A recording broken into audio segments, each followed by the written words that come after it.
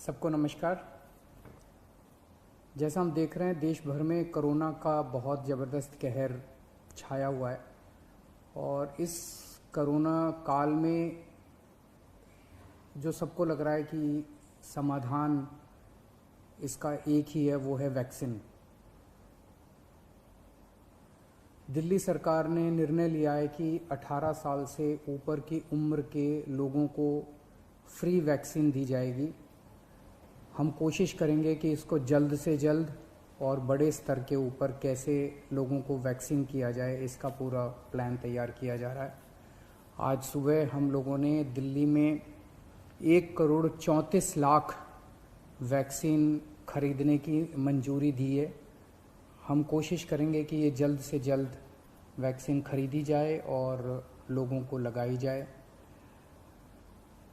इस महामारी में वैक्सीन एक समाधान निकल के आ रहा है। वैक्सीन जिन लोगों को लगी है उनका एक तरफ कोरोना नहीं होता, या जिनको होता है उन लोगों को माइल्ड होता है। उनमें से अधिकतर लोगों को अस्पताल की ज़रूरत नहीं होती, और अगर अस्पताल की ज़रूरत पड़े भी तो उनकी बीमारी सीरियस नहीं होती, ऐसा देखने में आया है। तो कोरोना एक तरह से अगर वैक्सीन सबको लग जाए तो कोरोना एक ऑर्डिनरी बीमारी की तरह हो जाएगी। अगर होगी भी तो ठीक हो जाएगी। इंग्लैंड में, यूनाइटेड किंगडम में अभी कुछ महीने पहले तक कोरोना का इतनी ही ज़बरदस्त कहर था जैसे भारत के अंदर है, और वहाँ उन्होंने वैक्सीन बहुत बड़े स्तर के ऊपर अपने लोगों को लगाई। तो कोरोना के अंदर उस लहर के ख़त्म होने का एक बहुत बड़ा कारण एक्सपर्ट्स वैक्सीन को मानते हैं कि जिस इंटेंसिटी के साथ, एग्रेसिवनेस के साथ कोरोना वैक्सीन लगाई गई इंग्लैंड में, उसका कोरोना की लहर को ख़त्म करने में बड़ा योगदान रहा। वैक्सीन के एक निर्माता ने कहा है कि वो राज्य सरकारों को 400 रुपये में देंगे, दूसरे निर्माता ने कहा है कि वो राज्य सरकारों को 600 रुपये में देंगे, और केंद्र सरकार को दोनों 150 रुपये में देंगे। मेरी उम्मीद है कि इसको एक ही प्राइस होना चाहिए, अलग अलग प्राइस नहीं होने चाहिए। उनमें से एक निर्माता का मैं इंटरव्यू देख रहा था जो कह रहा था कि 150 रुपये में जब वो केंद्र सरकार को दे रहे हैं तो उसमें भी उनको फ़ायदा हो रहा है। तो अगर 150 रुपये में भी उनको फ़ायदा है, उसमें नुकसान नहीं है, तो 400 रुपये में और 600 रुपये में तो बहुत ज़्यादा फ़ायदा है। ये समय ऐसा है जो कि इंसानियत को मदद करने का समय है। ये समय ऐसा है जो प्रॉफिट कमाने का समय नहीं है। देश भर के अंदर केंद्र सरकार ने कई दवाइयों के प्राइसेस के ऊपर कैप लगाए।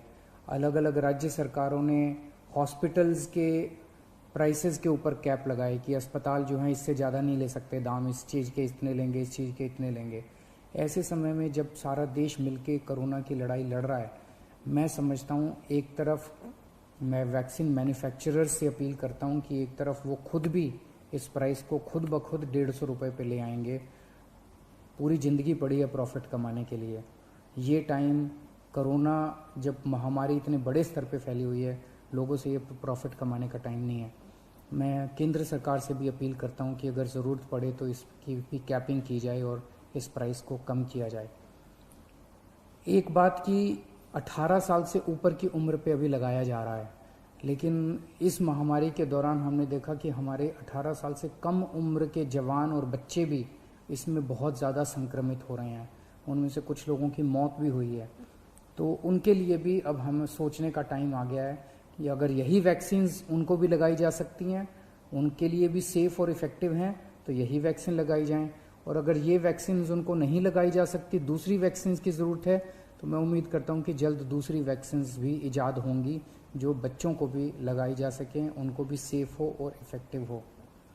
दिल्ली में ऑक्सीजन बेड्स बढ़ाने का इस टाइम बहुत बड़े स्तर पे हम लोग काम कर रहे हैं।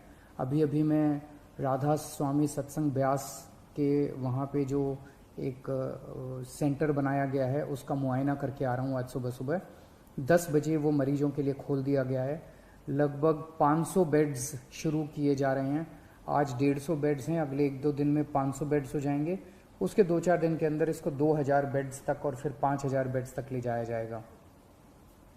इसके साथ साथ वहीं पे 200 बेड्स का आईसीयू भी तैयार कर रहे हैं राधा स्वामी सत्संग में। और तो मैं उम्मीद इसी तरह से पूरे दिल्ली के अंदर कई जगह फैसिलिटीज़ क्रिएट की जा रही हैं ऑक्सीजन बेड्स की। मैं उम्मीद करता हूं कि इससे जनता को काफ़ी फ़ायदा होगा। नमस्कार।